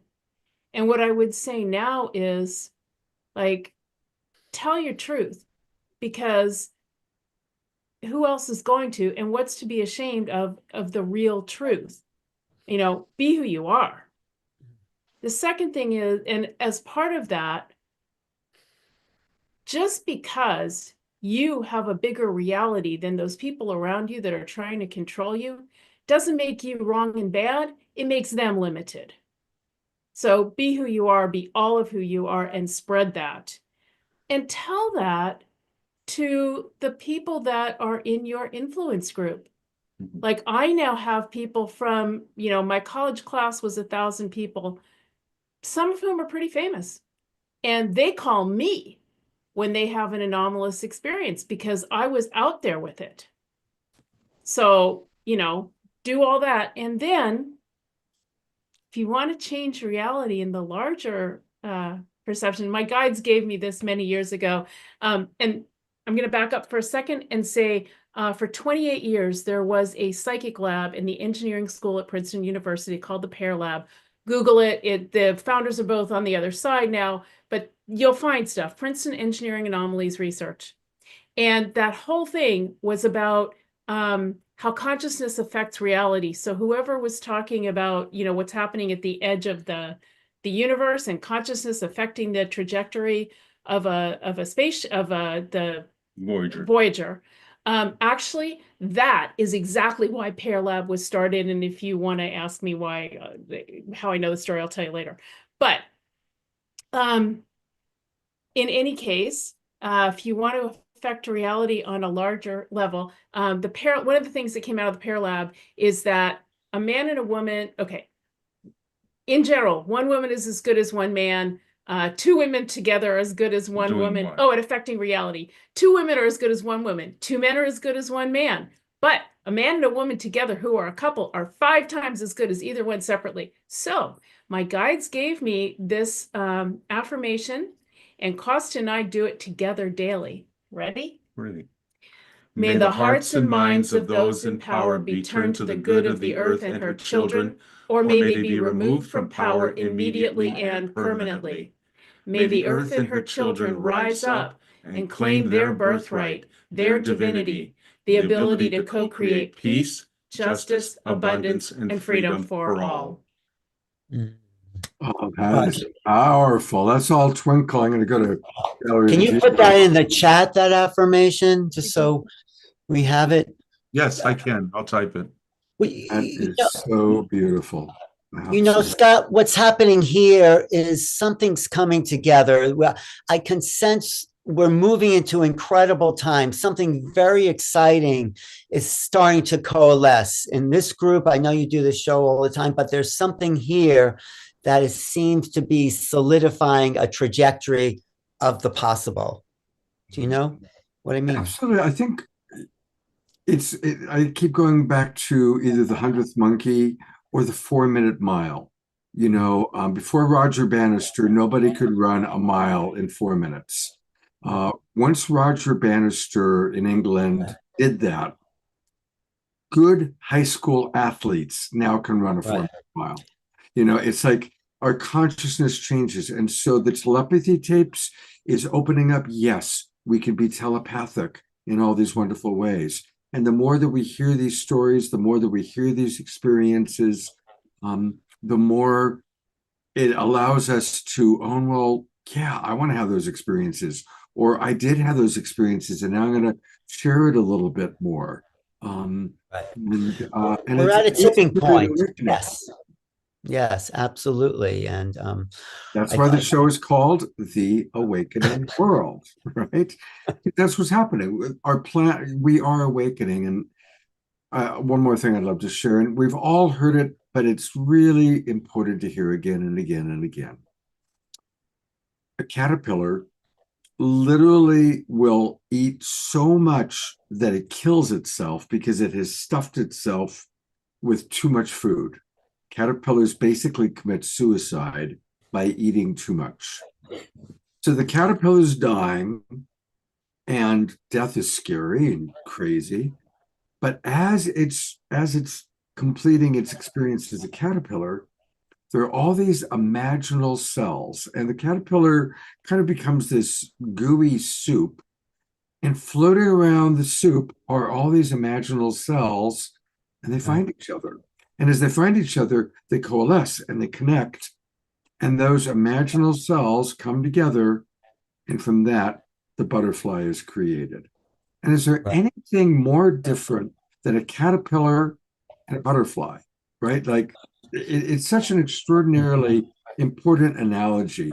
So we're in that time now where we're over-consuming, we being humanity, Mhm. we're over-consuming, we are stuffing ourselves to death. But the imaginal cells, there's imaginal cell Carolyn, and imaginal cell Desiree, and imaginal cells Costa and Hollis. As we all find each other, as we come together and share these experiences and raise our consciousness and come to awakening, we are creating the new paradigm. Yes, but we have to melt first. We have to surrender to something and choose to melt, and then let the new emerge. So, but that's a beautiful story. So Carolyn, what do you say about this next phase? Like, what do you intend to do to bring in the coming galactic age? Well, one of the things, and kind of building off what Scott said, is I believe that, since we're all energetic beings, our frequency is the greatest contribution that we can make. That's the ultimate form of service, is the energy, the frequency that we're pulsing out into the all that is. And so really what I've do my best every day for my life is to model the world that I want to create, is to show up in that place of joy, like Desiree was talking about. It's like, what can I do to pulse out joy, love, compassion, abundance? What are the energies that I want to amplify and multiply? And what are the desires that I have for this planet? And contact is one of them, one of many, peace. And so really what I've come back to is, well, there are things I can do in this physical world to be of service, and ways I can use my voice and things like that, and ways I can try to be a pioneer. I think the way that all of us are probably being of the greatest service is by opening our hearts, is by sharing that love, is again by modeling that world that we're inviting people into. This is really a frequential thing. And so the more of us who really commit ourselves to managing our own frequency and expanding our consciousness, that's the shift that happens. And contact is really just a byproduct of that larger shift. Thank you. Wow. So there's a question that came in from the audience, and I want to just put it out to the group. It came in a little while ago. Who can speak to the Schumann resonance? We hear a lot about that. It's referenced. Any of you want to explain what it is and what's taking place with it? Is that in anybody's wheelhouse? Well, it's the frequency of the earth. I know it's the vibration of the earth, and it seems to be changing. I'm sure some people have more to that than just that, but there is a shifting of earth frequency that's affecting who we are as earth beings. We're walking around in these earth bodies. So as the earth changes, we're changing. That's why nature is so important at this point. It really is. So I think it's because of this galactic overall shift that all of us, the whole solar system is going into, and maybe the whole galaxy or universe itself. Yeah, did you get something about that, Desiree? Well, I can speak from my own experience when it comes to the Schumann resonance. I spend a lot of time out in the woods, a lot of time meditating. I spend my weekends traveling the country, doing expos, doing healing work. But on a regular basis, during those meditations, I get downloads on what's happening with the collective, what needs to happen, energy work that needs to happen, so on and so forth. And I see a huge correlation between what's happening with the Schumann resonance and what I get in my meditations, right? About a day before, a week before, I'll be like, wow, this huge download happened. A couple days ago, it was like, open up the wings on the human angels, right? Just bring them, they open up their wings. And I was like, okay. And then you watch the Schumann resonance just change and you're like, whoa, right? We talk about things in the news. We talk about like the Pope and what happened with them right before that. Huge, massive clearing energy came in. It was like removing the pre-programs and all of that. And then all of a sudden, the human resonance just spikes. And then the Pope. I was like, huh, that's interesting. So I can just see the correlation between my personal work and what I experience, and then also what's happening in the news, as well as just the general changes on that. Reverend Jeffrey, I see you've got your hand up, and you also mentioned something in the chat box about the Schumann resonance going from 7.28 to 11. Do you want to address that? And if so, I need you to unmute. Thank you, Scott. Yeah, we that was discussed at our science group. Of course, you know I'm very much involved with the International Space Federation and the science community, and that's the technology.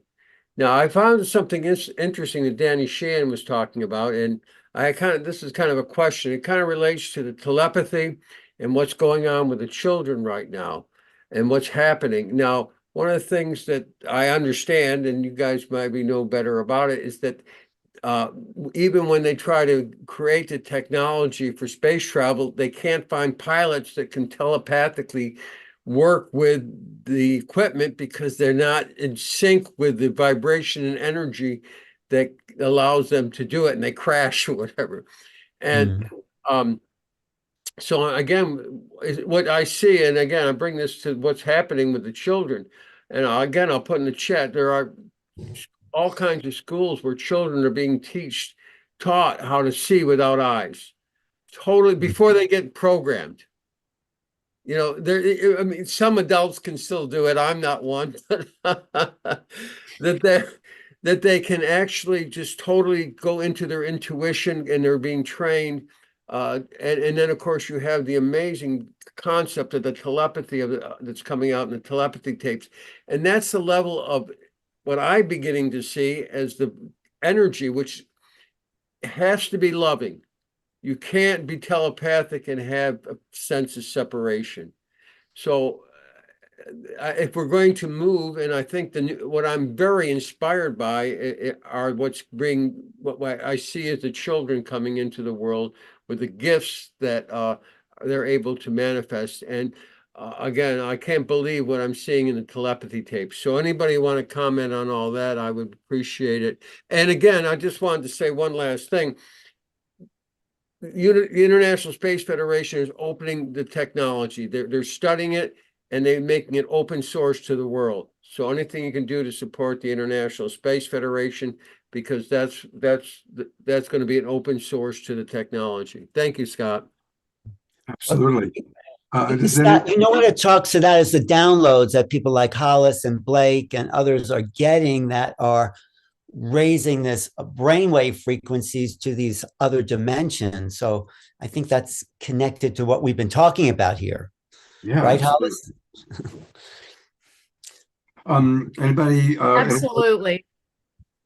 And what I Everybody would lost. say is, you know, this has been going on for generations. It's just nobody, you know, we were shamed out of talking about it. Yeah. Yes. Yes. Blake too, I think you have some information about your inspiration, right? Yeah, just regarding the resonance of the Earth frequency, from what I understand, it fluctuates because of what's going on in the planet. And they do have a technology I usually wear, but not right now. It's called the bubble. And you wear it, and it generates a frequency to help you to balance out that disparity and the changes of the planetary frequency. And each time you tap it to charge it, it tunes into the planetary frequency to promote health and wellness. But in terms of what I do to help with the process, I do a lot of sacred things. Like I do a lot of chanting. I do like Hindu chanting with mantras, Tibetan chanting, and using that, and also invoking the assistance of the ascended beings, because there's ascended beings that's gotten, and the ET. When I pray to all of that. I have a very long prayer, And I invoke that process of these beings to assist us. Yes, we can help each one of us collectively, but there are beings out there too. Why not ask for their help? In terms of the chemtrails and in terms of influencing our planet's frequency. They got high-tech frequency devices on their ships, so they can help. But we can invoke the violet flame, the violet ray, to do a kind of cleansing of the planet. And I do a lot of symbolism too. And also there's like Anahazi codes. You can visualize it, you can breathe it, you can sing the Anahazi light language, and it activates your different chakras, your 15 chakras, and your stranded DNA and your intron DNA. When you do that, visualize that, all these different codes and all your organs and consciousness and all that, it raises you so that you become less affected by the 5 G towers out there, and the 6, they're going to go further and further up. It empowers you, and it also expands your consciousness too. So there are things that we can do systematically to empower us and to also empower our consciousness and to call upon these ascended beings and ED and the divine presence, because it's all connected, and to let our consciousness merge that one. So we, the universe, God, all of creation become one consciousness. That's how I spread it. And then teaching people about it, posting about it, writing about it, making videos about it, Instagram, TikTok. All these are methods that are used to bring our conscious down, raise it up through these same channels that people are tuning into. We haven't had a chance to go to Blake's website yet. So I want to do that. Is that the right one? Well, that's the website that I have for you. Yeah, that's right. Yeah. So it's sirblakeSinclair.com. And as he says, my mission is to accelerate the evolution of human consciousness by empowering as many people as possible in discovering the greatness and divinity within for healing, guidance, and wisdom. And he provides many, many different services. This is where you can learn about his work helping people with memory program, neurocare, stress management. And what is Centropix? Tell us about Centropix. Centropix is that company, and that's the one that has that little bubble unit that you can wear. It's a personal protection. They also have a unit called the Cloud. It was invented by the Dr. Kafkas. He's a German scientist using Swiss technology. It's one of the most amazing tools I use with a lot of my clients for pain, inflammation, for good health, for collagen, for so many different things. I even use it with my stroke patients with dementia to decrease the inflammation, to promote circulation. And I see a lot of positive response to this technology. It's very easy to use. It's a portable unit. It's a little bit pricey. It's like having a tool like a German Mercedes or something, but it does wonders. I think every household should have one of these devices. But they have cutting edge technology that promotes wellness, essentially. And I believe that NASA even talked to this company about using the machine in space for the healing of their astronauts. So a lot of athletes are using it. A lot of high-tech people are using it. People who are in the cutting edge of health technology are using it. It's a wonderful tool for grounding, for earthing, for promotion of the body's wellness. And it stimulates the endothelial lining to help your body secrete the nitric oxide, which is a molecule of life, promotes circulation. So anything that promotes circulation promotes healing. Great. Yeah. And just completing with all the many services he provides, life coaching, geriatric placement consultation, health coaching, home safety for the elderly, pain management, and alternative care referral assessment. So you can find all of these things when you go to sirblakeSinclair.com/services. And thank you, Sir Blake. It's wonderful to meet you and have you on the show. And I'm going to go to Desiree for a moment because we didn't get a chance to take a look at her page. So we're going to do that right now. Her website is her name, Desiree, and she spells it Desire. There's an A in there. Pittman, PIT1TMAN.com. DesireePittman.com. And she's offering a free ebook called My Body is a Pendulum. And so it's right there. You can click and get it. I'm going to do that. And tell us a little bit about My Body is a Pendulum And what do we get when we get this ebook?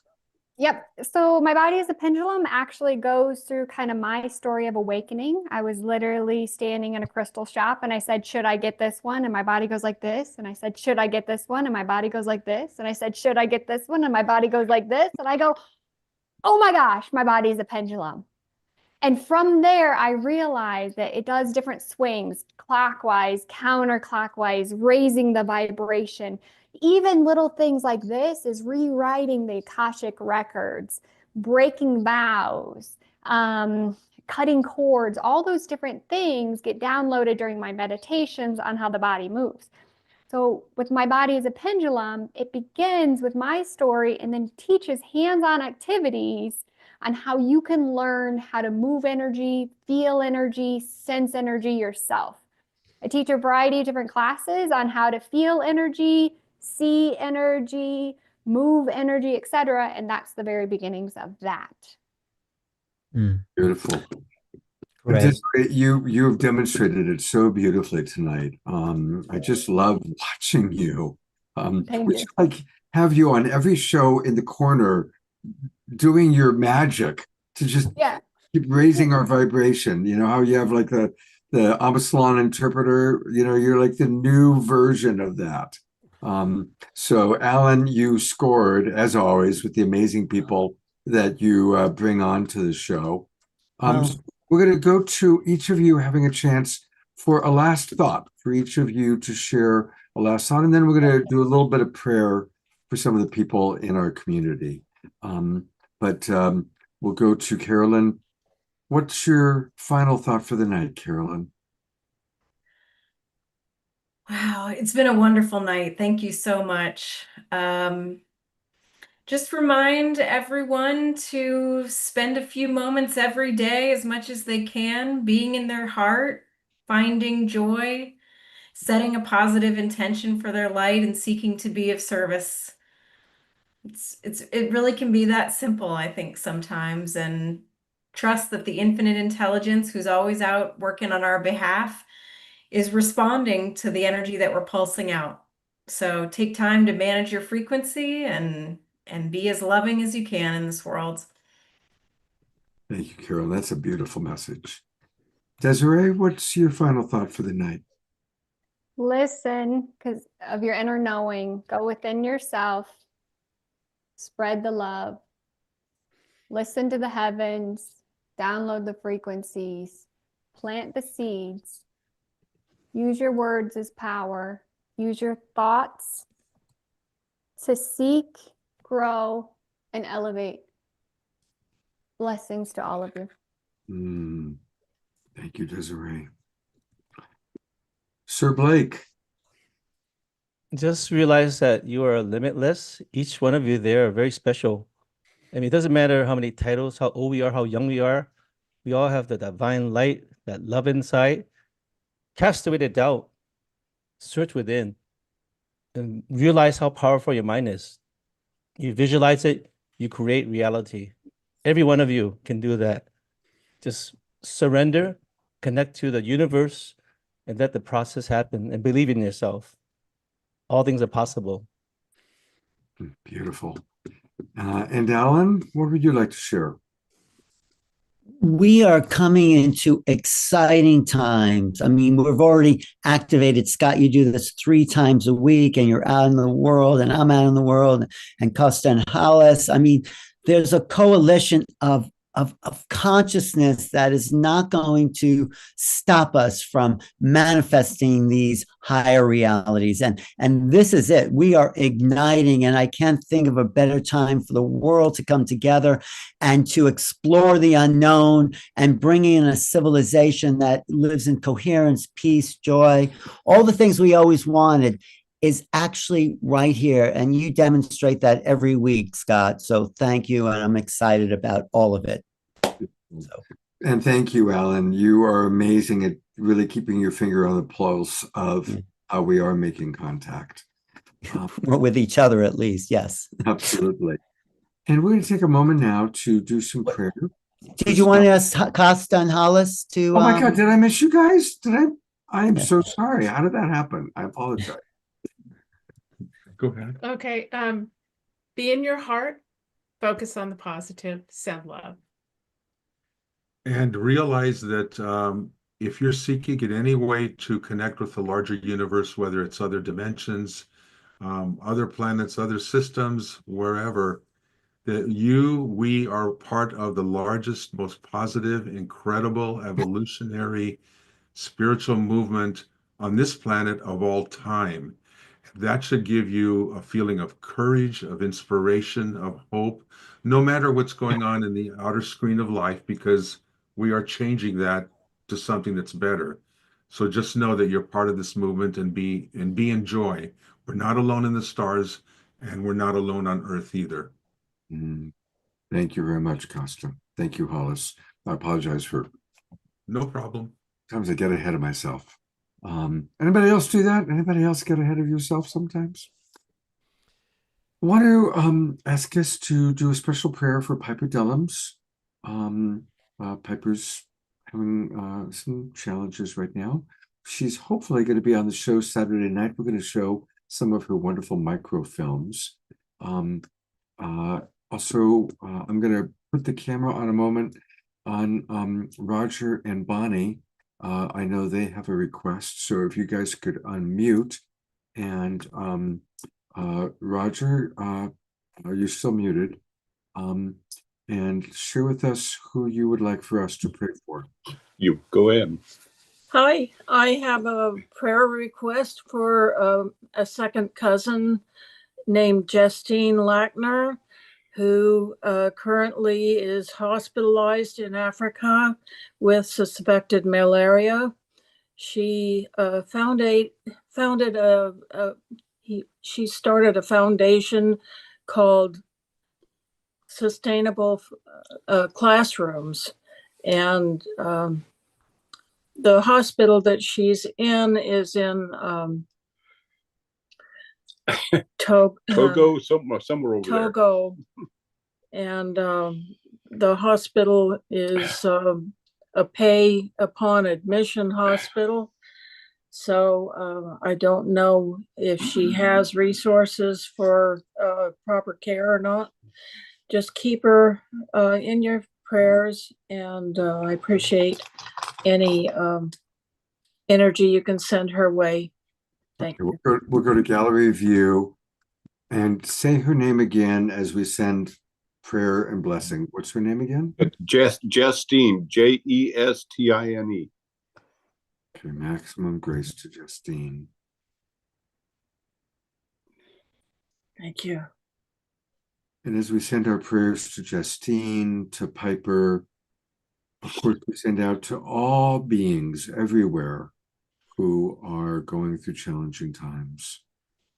I know that I feel especially drawn to sending love to the people in Gaza. What's taking place there is very inhumane. And blessings to the people in Gaza, and blessings to those who have the power to stop the genocide that's taking place. May it stop. Maximum grace for the new Pope and for all world leaders. May they listen to their wise heart as opposed to previous programming.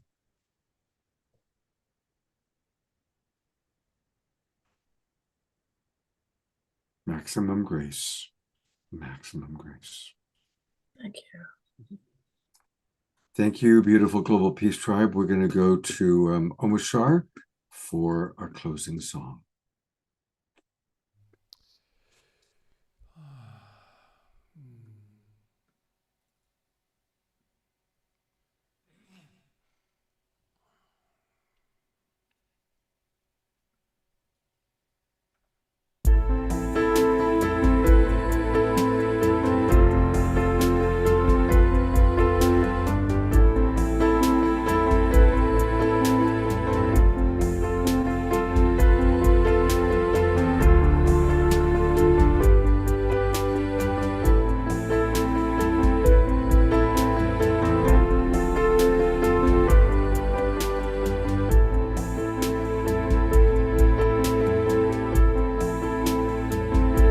Beloved one,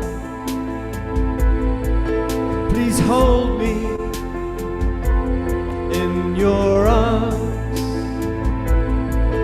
supporting me, 'cause we have traveled so far. Earth and star, we are. Earth and star, we are.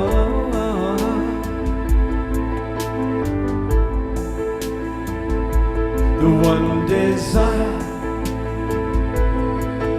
unfolding, the one true love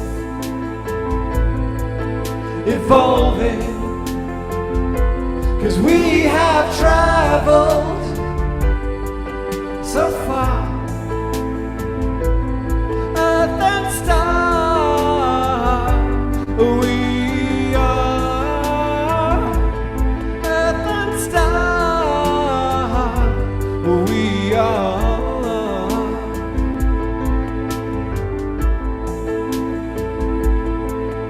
And we feel it deep within, we know it in our hearts. We can bear the pain of separation no more. So come on, come and join us. Here's a taste of what will come when you let go, give in to the one.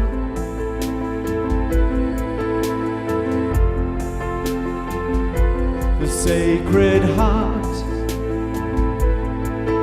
is pulsing, radiant light, revealing, 'cause we have traveled so far. Earth and star, we are. Earth and star, we are.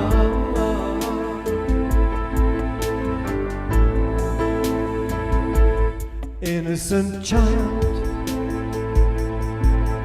returning, pure and clear, emerging.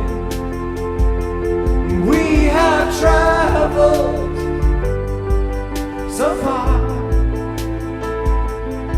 Earth and star, we are. Earth and star, we are.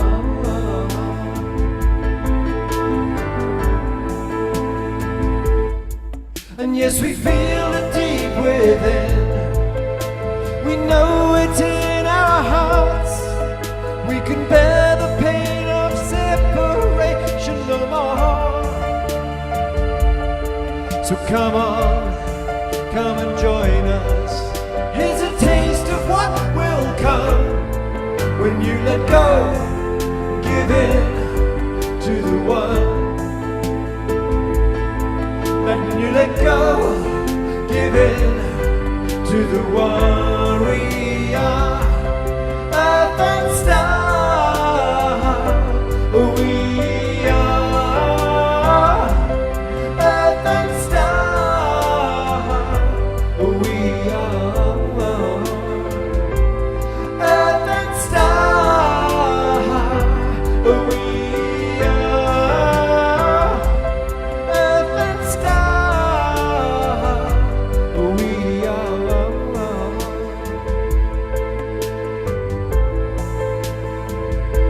And we have traveled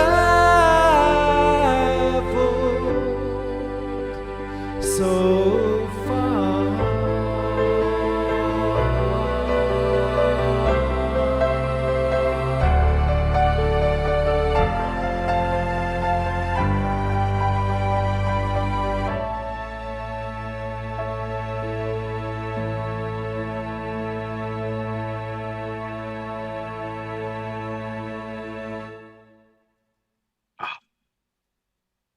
Big twinkle to Omashar and to Desiree. Desiree, that rocked. Feeling you whilst I was playing was just like the icing on the cake.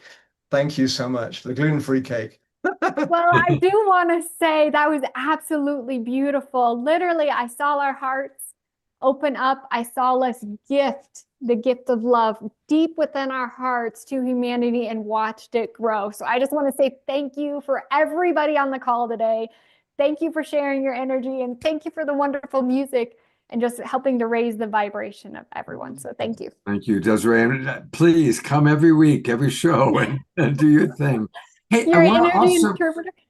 I want to acknowledge Mark Denisovsky's back with us. Mark, welcome back. We've missed you. Hello.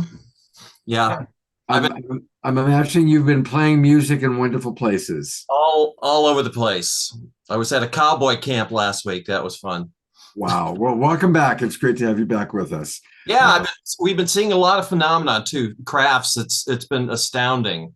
So I posted a couple pictures, but there's also movies too, but I can't post movies there. So wow. If you send them to me, I'll show them on a future show. Okay, I'll do that. Okay. Welcome back, Mark. Yep. And of course, want to let you know what we've got coming up on Saturday night. We're going to be really kind of focusing on wisdom and art from our great global community. Ashoka will be back playing kirtan, Piper Dellums and her movies. Katrina Valancourt has a wonderful and very valuable new book out. Becky Suzak has an art project and is also going to explain a couple of things that we've been wondering. Of course, Omashar will be with us. And then we're going to conclude with a very powerful message from Jim Garrison of Humanity Rising. So that's going to be this Saturday night. I sure hope you'll all join us. And again, watch that Danny Sheehan video. We've put it into the chat box several times tonight. It's very, very powerful, very much worth watching. Thank you, Omashar, Costa, Hollis, Sir Blake, Desiree, Carolyn, and of course, my wonderful friend and co-host, Alan Steinfeld. And you, Scott. And me Always too. a pleasure, Scott, to be making contact with you and the Global Peace Drive. Oh, thank you. Likewise. Love you so much. You know that Alan will be back on very, very soon. Right. There's so much going on. So it's Well, I'm going to be at Contact in the Desert, where I'm going to get the world community's input about what's going on behind the scenes and also in Congress. So let's schedule for you. I'll take a look at my calendar. Let's schedule for you to be on as soon as possible right after that, and you can update us on everything that took place. Great. We'll do that. Thank you. All right, everybody. God's blessings. Definitely get Carolyn's Substack. She is an inspiration. And join ET Talk and support Desiree, Omashar, Blake, Sir Blake, and The Awakening World. Take care, everybody. Have a great few days. We'll see you Saturday night.